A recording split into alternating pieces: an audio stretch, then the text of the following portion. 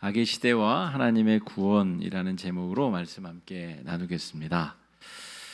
기후 변화, 기후 기상 이변 이런 단어를 넘어서서 요즘에 벌어지고 있는 일들은 환경 재앙이라고 부를 만큼 심각한 아주 커다란 변화들이 일어나고 있습니다. 미국의 아주 유명한 사막 지역에 아주 홍수와 같은 그런 비가 내린다든지 아니면 저 북극과 남극의 빙하들이 녹아서 이제 바다의 농도 자체를 염려해야 되는 그런 상황까지 직면한다든지 해수면이 높아져서 몰디브와 같은 그런 태평양에 있는 나라들이 국가의 존망을 걱정해야 된다든지 여러 가지 재앙이라고밖에 부를 수 없는 그런 이변들이 벌어지고 있습니다.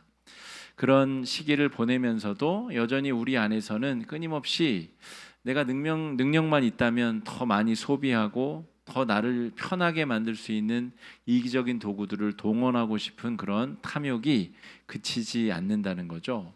이 괴리 사이를 우리가 지금 지나가고 있고 통과하고 있습니다. 이런 어려운 상황 속에서 환경 보전을 위해서 우리가 더 애쓰고 뼈를 깎는 노력을 해야 되는데 힘든 건 힘든 거고 기상 환경 재앙이 벌어지는 건 벌어지는 거고 또 내 삶을 이기적으로 편리하고 욕망이 이끄는 대로 나아가기 원하는 마음이 있는 것 또한 사실이자 현실이라는 것입니다. 지난 주중에 일본이 핵 처리 오염수를 태평양에 방류하기로 일방적으로 결정하고 그렇게 실행에 옮겼습니다. 일회적인 사건이 아니라 앞으로 약 30년을 하루에 수백 톤씩 바다에 자기들 기준으로 해롭지 않은 그런 물질을 버리겠다라고 공표를 하고 방류를 시작했습니다.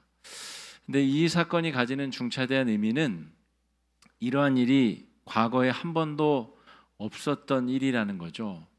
인류가 처음으로 직면하게 되는 사건이고 이 피해 규모가 어디까지 언제까지 어떻게까지 다다를지 아무도 예측 불가능하다는 데 문제의 심각성이 있습니다. 그래서 수많은 사람들이 이를 막기 위해서 여러 시도도 하고 노력도 하고 해보지만 결국 마치 악이 승리하는 것처럼 그들의 원하는 대로 이런 것들이 이제 실행이 되고 이루어지고 있다는 거죠. 마치 악이 승리하는 것처럼 보이는 그런 현실을 우리가 계속해서 반복되게 경험하며 살아가고 있습니다. 우리의 선배들은 2차 세계대전을 경험한 선배들은 하나님이 살아계심에도 불구하고 악마가 사람을 학살하고 전쟁을 전 세계까지 확대시키는 일을 경험하고 바라봐야만 되는 그런 일들을 겪기도 하였습니다. 그래서 보네퍼와 같은 신학자는 목사이면서 신학자인 자가 히틀러를 암살하는 조직에 실제 가담하여서 활동을 하기도 하였습니다. 악이 승리하는 것처럼 보이는 그 현실을 못 견뎌한 그 신학자 목사의 그 신학적 결단이 얼마나 중요했을까, 얼마나 심각한 고민을 했을까 우리가 살펴볼 수 있죠. 여러분, 이러한 삶을 지내면서 정말 악이 승리하는 것인가 아니면 악이 승리하는 것처럼 보이는 것인가, 우리가 착각과 혼돈에 빠질 수밖에 없습니다. 이번 주 수요일에 우리가 공부하게 될 우리 평신도 신학 강좌 소예언서 중에 하박국서가 공교롭게도 동일한 주제를 가지고 있습니다. 악이 승승장구하고 악인들이 날뛰는 그 현실 속에서 하나님, 왜 악인들이 이렇게 날뛰는데 가만히 계세요? 왜 하나님, 악인들이 저렇게 정말 자신들이 다 세상을 얻은 것처럼 설치고 다니는데 하나님께서 왜 침묵하시나요? 그렇게 질문을 던지는 내용이 하박국서의 내용입니다. 하나님께서 답을 하시죠. 무슨 답을 하시는지는 수요일 날 우리 공부를 같이 해보면 좋겠습니다. 하나님께서 답을 하시는데 뚜렷하게 명쾌하게 답을 해주시지 않아요. 그런데 하박국이 느끼게 하십니다. 하박국이 뭔가 놀라운 변화들이 준비되고 계획되고 실행에 옮겨지고 있구나를 논리적으로 알아들은 것이 아니라 그냥 하박국이 느끼고 그 고백을 이제 시 형식으로 맨 마지막에 쓰게 됩니다. 그런 내용들을 우리가 수요일 날 한 번 더 살펴보겠습니다. 자, 악이 승리하는 것처럼 보이는 현실에서 우리가 어떻게 하나님께서 일하시고 계시고 하나님께서 최종적 승리를 하실 것임을 우리가 믿고 나아갈 수 있겠는가? 오늘 우리 출애굽기 2장 말씀을 통하여서 그러한 내용을 우리가 함께 좀 살펴보고자 합니다. 본문 말씀은 요셉을 알지 못하는 왕들의 시대가 배경입니다. 우리가 2주에 걸쳐서 요셉의 이야기를 살펴보았는데 뜨문뜨문 듬성듬성 살펴보고 있죠. 오늘도 그 정도의 거리를 가지고 떨어졌습니다. 그러니까 요셉이 국무총리가 되어서 7년 풍년과 7년 흉년의 그 위기를 잘 넘어가게 하고 아버지의 일족 70명이 고센 땅에 정착하게 하여서 잘 위기를 넘어가게 하였죠. 그로부터 약 400년이 흐른 상황입니다. 하나님께서 70명의 야곱의 새로운 이름 이스라엘이죠. 이스라엘의 자손들을 200만 명 가까이 되게 하셨습니다. 200만 명이라는 말은 없어요, 성경에. 그런데 출애굽 당시에 장정, 남성 장정의 숫자가 60만이기 때문에 여노소를 합치면 남녀노소가 합쳐지면 200만 명 정도 되지 않겠느냐, 학자들이 그렇게 추측한다는 거죠. 70명이 200만 명이 되었다. 여러분, 우리는 성경을 너무너무 잘 믿는 사람들이기 때문에 그게 아무 일도 아닌 것처럼 우리가 쑥 읽고 넘어가는 경우가 있는데, 여러분, 우리나라 지금 우리 그 아이들을 낳지 않아서 벌어지는 문제를 한번 생각해 보십시오. OECD 중에서 아이 출산율이 제일 낮죠. 전 세계를 통틀어서도 가장 낮은 출산율이 가장 낮은 몇 나라에 속하는 게 우리나라입니다. 이 문제를 해결하기 위해서 국가가, 정부가 수십 년에 걸쳐서 그게 짧은 시간에 진행된 게 아니라 수십조 원을 쏟아부었는데도 사람들이 애를 낳지 않습니다. 그러니까 이 70명이 200만 명이 되었다는 것 자체가 하나님의 살아계심과 하나님의 역사 속에 아주 깊숙이 개입하신 사건이라는 것을 우리가 알 수 있죠. 그런데 하나님께서 일하셨다라고 느끼지는 못합니다. 그냥 그렇게 됐나 보다. 히브리 민족들이 출산력이 좋은 민족인가 보다라고만 생각을 한다는 거죠. 하나님께서 요셉을 애굽의 국무총리로 보낼 때부터 그 70명의 가족들을 통하여 하나님의 민족, 이스라엘 민족 200만 명의 그 민족을 만드시기까지 하나님께서 쉼없이 끊임없이 계속해서 일하고 계시고 하나님의 구원 계획을 완성시켜 가고 계시다는 거죠. 그런데 우리가 느끼기에는 그게 너무 더디고 느리고 또 하나님께서 살아계신지 자꾸 의심이 되는 그런 일들이 우리 주변에 펼쳐지고 있다는 것입니다. 자, 그래서 애굽 사람들이, 애굽의 바로 황제가 어떤 결정을 하냐면 이 사람들이 이런 숫자대로 들어가다가는 우리 애굽 사람들을 밀어내고 이 땅을 차지해 버리겠네라고 걱정을 하게 됩니다. 그래서 아주 심각한 살인적인 노역을 시키게 됩니다.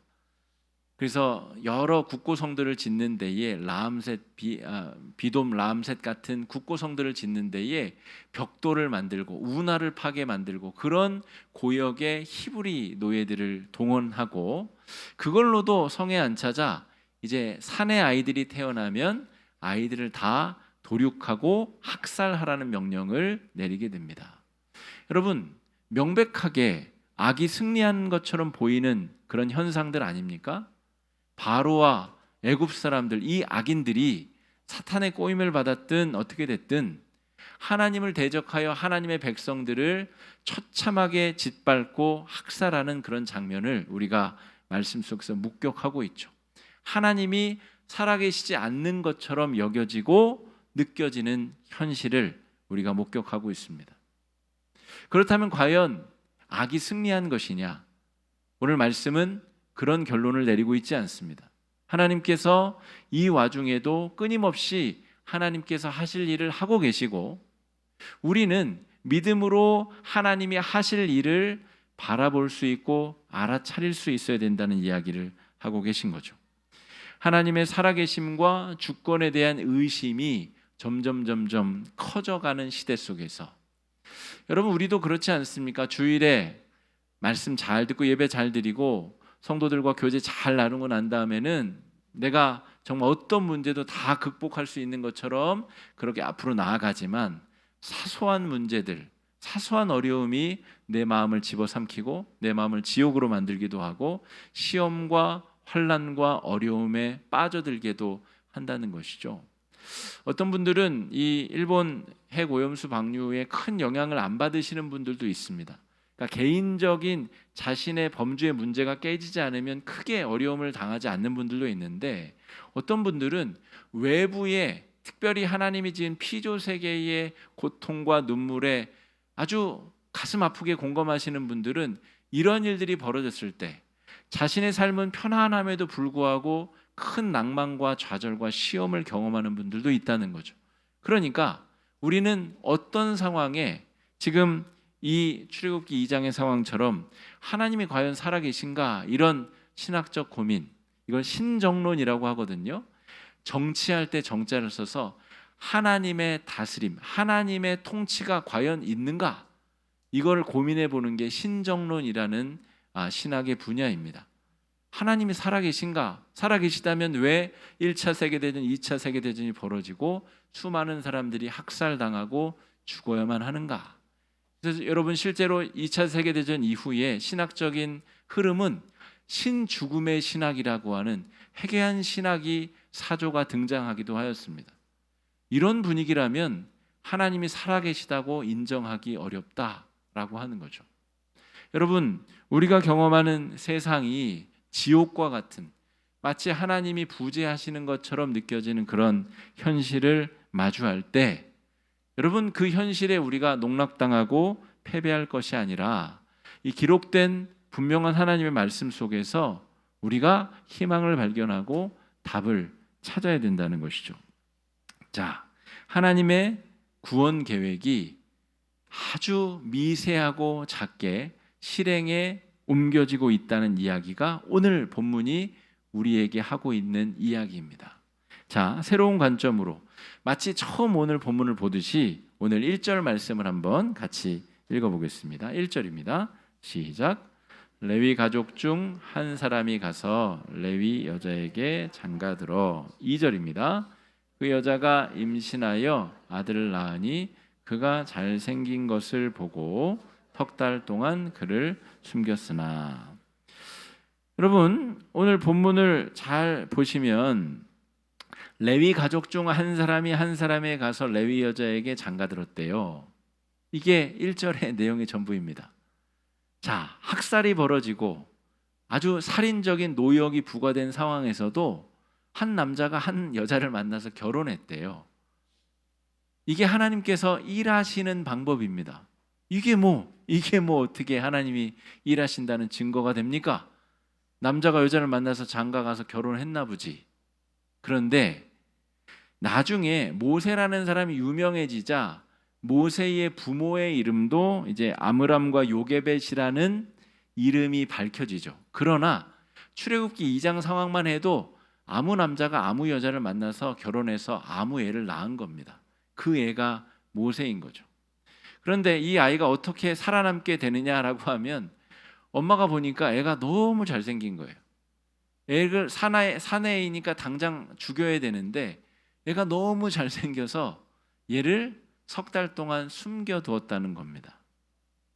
아무 남자가 아무 여자를 만나서 애를 낳았는데 그 애가 하필이면 잘생길 게 뭡니까? 그래서 우리가 아는 모세라는 아이가 나일강을 떠내려가다가 공주에게 발견이 되는 거죠. 여러분, 정말 아무렇지도 않은 이 이야기 속에 하나님께서 지금 강력하게 일하고 계시다는 것이 느껴지십니까? 그러기가 쉽지 않아요. 악인들이 저지르는 참혹한 악한 일들, 그런 사악한 일들은 너무너무 뼈저리게 우리 가운데 와닿지만, 하나님이 행하시는 일은 남자가 여자를 만나서 결혼했나 보지, 그래서 애를 낳나 보지 라고 너무나 우리와 상관없는 일처럼 우리가 느껴진다는 거죠. 그런데 오늘 맥락을 보시면 모세라는 사람이 결국 하나님의 동역자가 되어서 이스라엘 백성들을 구원하게 되는데, 아무 남자가 아무 여자를 만나지 않았으면 모세가 태어날 수도 없고 하나님의 구원의 계획은 그 연결고리를 상실해 버리게 됩니다.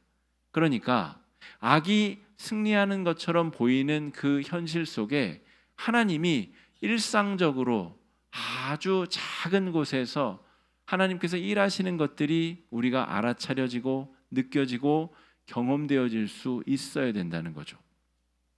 어제 그제 청년들 수양회를 제가 오늘 조금 피곤해 보일 겁니다. 제가 청년부를 오래 지도해 가지고요. 저는 이제 수련회 따라가는 것이 아무 어려움이 없을 줄 알았는데 이제 올해는 확실히 알겠어요. 확실히 밤을 샌 것도 아닌데 너무너무 피곤해 가지고 제가 오늘 좀 피곤해 보이더라도 양해를 좀 해 주십시오. 어제 그제 수련회를 다녀왔는데 청년들은 아마 못 느낄 거예요. 왜냐하면 수련회 간 숫자가 뭐 현격히 많아진 것도 아니에요. 현격히 줄어든 것도 아니고 그냥 늘 우리 청년들 열댓 명이서 아주 맛있게 먹고 잘 놀고 쉬고 그러기만 한 건 아니고 기도회도 하고 했습니다. 잘 기도회도 하고 돌아왔는데 청년들은 아마 못 느낄 수 있을 거예요. 근데 제가 느끼기에는 청년들의 신앙적인 그 어떤 내구성, 단단함과 어려움을 이겨낼 수 있는 그 힘이 코로나 이전 정도로 많이 회복된 것 같다는 느낌이 들었습니다. 그러니까 코로나를 지나면서 여러 모임과 활동과 예배와 모든 것들이 만남과 다 무너지면서 사실은 제가 느끼기엔 청년들이 굉장히 날카로워지고 또 신앙에 있어서 회의적으로 변한 청년들도 많았는데 이제는 상당 부분 그 어려움들이 많이 회복된 것이 아닌가 그런 느낌을 하고 왔습니다. 왜 이 말씀을 드리냐면 당사자들은 이게 하나님께서 행하신 일이라는 것을 잘 모를 수도 있다는 거죠. 너무나 미미한 변화이고 너무나 작은 변화여서 잘 못 느낄 수도 있는데 하나님께서 그 가운데서 하나님이 하시고자 하는 일들을 계속해서 하고 계시다는 거죠. 여러분 막 아이가 학살당하고 강제 노역이 벌어지는데 결혼하고 싶지 않을 수도 있잖아요. 그죠? 결혼했는데 애를 낳는데 죽여야 된다면 결혼하고 싶은 마음이 들겠어요? 그런데 놀랍게도 결혼하고 싶은 마음도 들고 또 아이가 태어났다는 거죠. 그리고 때마침 그 아이가 몹시 잘생겨서 석 달이나 엄마가 끌어안고 있다가 더 이상 감출 수 없어서 나일강으로 떠나 보내게 되었다는 것입니다. 인간이 여러분 우리가 처한 이 악의 난동의 상황을 인간의 노력으로 우리가 물리칠 수 있다, 넘어설 수 있다. 심각한 착각이죠. 하나님께서 사람을 통하여 사람과 더불어 일하시지만 하나님께서는 그 한계를 하나님의 주권으로 넘게 하시는 분이십니다. 모세라고 하는 이름이 여러분 물에서 건졌다는 뜻입니다. 우리 인디언 아메리카 인디언 이름들처럼 주먹쥐고 일어서 흔들리는 바람처럼 그런 것처럼 이 아이의 운명이 그 아이의 이름이 되었는데 물에서 건져낸 아이란 뜻이죠. 이 나일강은 이 나일 악어들이 이 득실득실대는 죽음의 바다입니다. 근데 그곳에서 이 갈대상자로 엮은 이 아이가 둥실둥실 떠다니다가 애굽 공주에게 발견되어서 애굽 공주의 양자로 살게 되는 것. 여러분 이게 무슨 드라마로 쓰면 이런 드라마가 어디 있습니까? 그런데 하나님께서 인간의 한계를 넘어서 악의 준동을 막고 하나님의 백성을 구원해 내셔서 하나님의 백성을 창조하고 만드시기 위한 아주 중요한 계획들이 지금 순차적으로 적절하게 잘 진행되고 있다는 것입니다. 자, 나일 악어 때 속에서 우리 항해하는 갈대 상자를 한번 여러분 상상해 보십시오. 갈대잎을 얼기설기 엮고 물이 새니까 역청을 바르고 진흙을 바른 다음에 갓난아기 석 달 된 아이를 그 안에 넣고 강으로 떠나 보냈습니다. 지금도 우리 늪지에는 악어들이 득실되죠. 특별히 악어떼 중에서도 악어 종 중에서도 나일 악어는 아주 덩치가 크고 흉폭하기로 유명한 종입니다. 그런데 이 모세가 떠내려가고 있는 강이 바로 나일 악어들이 가득한 이 나일강을 떠내려가고 있다는 거죠. 너무나 무력해 보이고 이것이 이 아이가 우리를 구원해낸다 좀 믿겨지지 아니하는 그 갈대 상자 속에 하나님의 구원의 희망이 담겨져서 떠내려가고 있다는 것이죠. 악이 지배하던 시대, 그 시대 속에 하나님께서 온 세상을 물로 심판하시기 전에 노아라는 사람을 택하셔서 방주를 만들라고 하셨습니다. 그래서 100년, 120년간 방주가 지어지게 되는데 그 기간 동안 여러분 이 노아가 이 비난받고 욕 먹었을 것을 한번 상상해 보시겠습니까? 비라는 것을 한 번도 본 적이 없는 사람들이 비를 대비하여서 큰 나무배를 만든다는 노아를 얼마나 모욕하고 비난하고 정말 이 업신여겼겠습니까? 그런데 그 120년의 시간을 버텨내고 노아는 하나님의 뜻을 이루는 사람이 되었습니다. 하나님께서 하나님의 뜻을, 하나님의 나라를, 악을 짓누르고 하나님의 구원의 계획을 성취하시는 데에는 이런 오랜 시간, 사람의 눈으로는 헤아릴 수 없는 깊은 통찰이 필요하다는 것입니다. 악이 가득한 시대 속에서 하나님은 하나님의 구원의 역사를 행하고 계십니다. 불가능을 가능케 하시는 하나님, 바로의 딸 공주 손에 이 아이의 이 바구니가 떠내려 왔다는 것이죠. 그래서 역설적이게도 바로의 공주가 모세의 양모가 되게 됩니다. 하나님께서 이러한 일들을 이루어내시는 분이십니다. 아주 작은 변화를 통하여서 사람의 능력으로 행할 수 없는 그 일에 하나님의 전능하심이 보태져서 하나님의 권능이 임하여서 하나님의 구원의 역사가 이루어지게 된다는 것이죠. 여러분, 모세라는 아이가 태어나가지고 그제 이제 자라가지고 언제 자라서 어떤 방법으로 이 민족을 구원낼 수 있겠습니까? 아이가 지금 모세가 나일강을 떠내려가는 그 순간에도 수많은 남자아이들이 목숨을 잃고 있고 수많은 사람들이 강제 노역을 하다가 목숨을 잃고 있는데 언제 어떻게 하나님 이 백성을 구원하실 건가? 사람의 눈에 보이기에는 악이 승리한 것처럼, 악이 완승을 거둔 것처럼 그렇게 보인다는 것이죠. 하나님께서는 이렇게 약자를 들어서 교만한 강자를 부끄럽게 하시는 하나님이십니다. 여러분, 우리가 이 세상의 뉴스들을 바라보면서 낙담이 되고 절망이 되고, 하나님이 살아계신데 왜 저 악인들이 설치고 다니게끔 내버려 두시는가? 정말로 가슴 찢어지는 사건들, 제가 굳이 묘사하지 않아도 근자에 우리 이 땅에 벌어지고 있는 수많은 가슴 아픈 사건들이 너무나 많지 않습니까? 국제적인 이 오염수 방류부터 우리 주변에서 벌어지는 이 흉기 난동 사건까지 우리가 더 이상 이 핸드폰 뉴스를 보고 싶지 않을 정도의 9시 뉴스를 8시 뉴스를 보고 싶지 않을 정도의 아주 사악한 일들이 우리 주변에서 펼쳐지고 있는데 그런 일들에 우리의 눈을 닫아버리고 우리의 관심을 끊어버린다고 해서 우리가 하나님의 구원의 역사를 경험할 수 있는 것이 아닙니다. 오히려 그럴 때일수록 더 눈을 부릅뜨고 더 주의를 집중하여 이 악이 판치는 시대 속에서 하나님이 어떻게 구원의 역사를 이루어 가시는가, 하나님께서 어떻게 하나님의 뜻을 완성시켜 가시는가를 우리가 두 눈을 부릅뜨고 지켜볼 필요가 있다는 것이죠.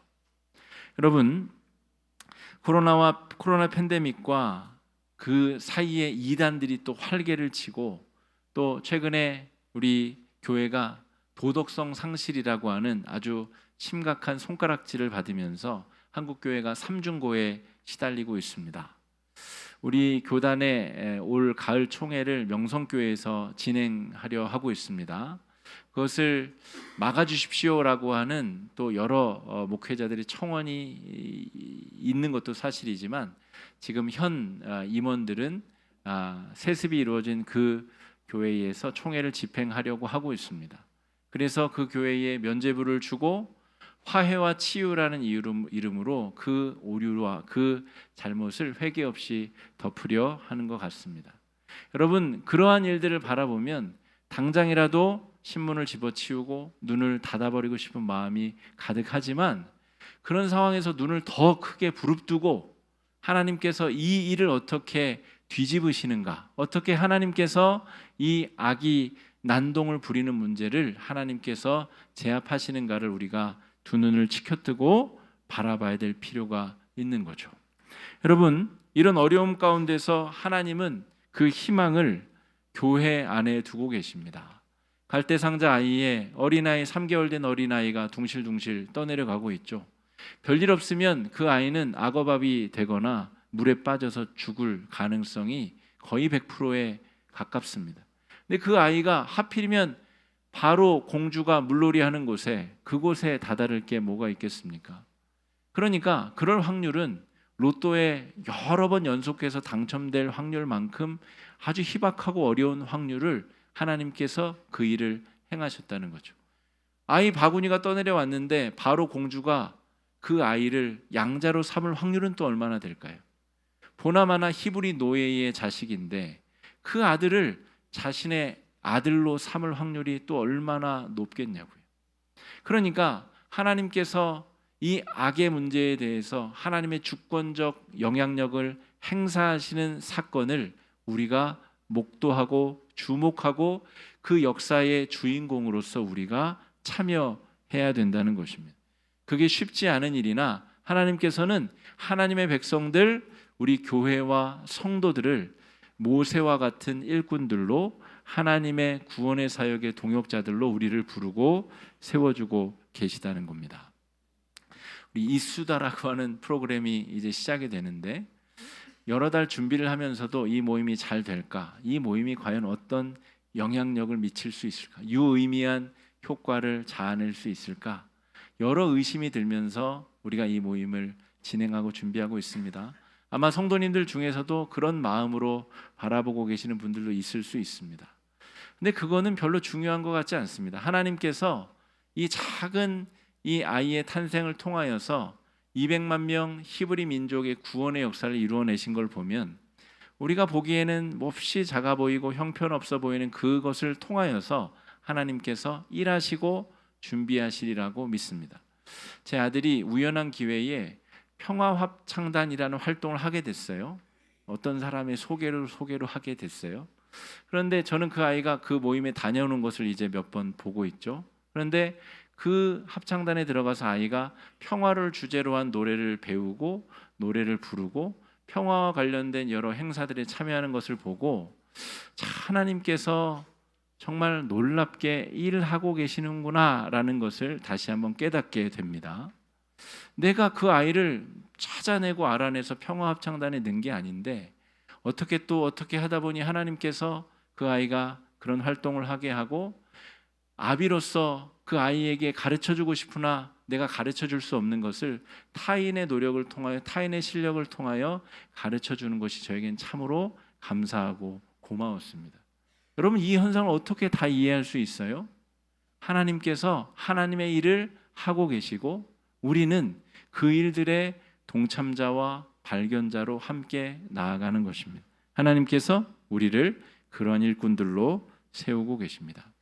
갈대상자 속의 아이와 같은 우리 교회와 성도들을 통하여서 하나님께서 악을 제압하시고 하나님께서 구원의 역사를 이루어내시리라 믿습니다. 그런 은혜를 경험하는 아주 사소한 일에서 아주 시시한 일에서 하나님의 일하심과 역사하심을 발견하고 경험하는 귀한 한 주가 되시기를 주의 이름으로 축복합니다.